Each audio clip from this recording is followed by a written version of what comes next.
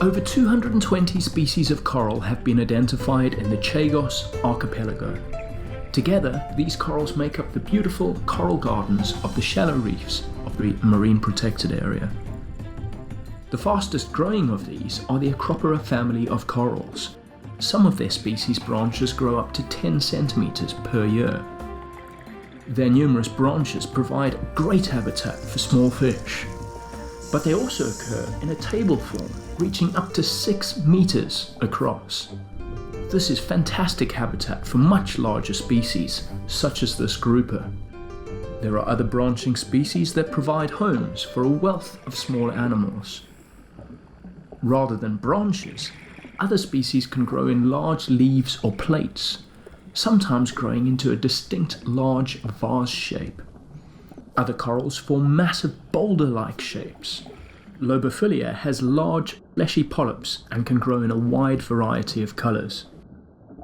While the maze-like patterns on the surface of brain corals give them their common name, this species of brain coral occurs only here in the marine protected area.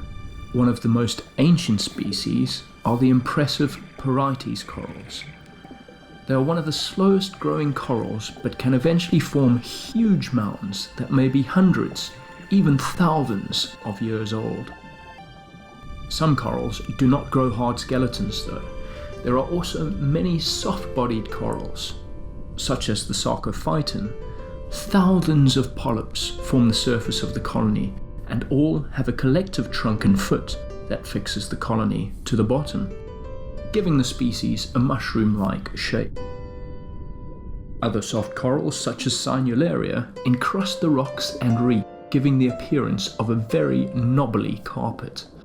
Then there are the whip corals. They do create a skeleton, but it is not rocky, rather more like a flexible stick. They protrude from the reef like antennae and sway in the current.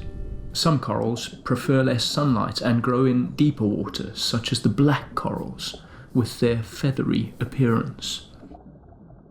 This Tubastria branching coral also prefers darker water, as it does not use sunlight for energy and growth like shallower species, but feeds exclusively on microscopic food floating in the water. Others on the reef slope, like these gorgonians, grow their large flat fans perpendicular to the prevailing current, so that they can filter food from the water. Together, all of these corals make up the rich habitat of the shallow atolls that support such a huge variation of life in this, the United Kingdom's most biodiverse territory.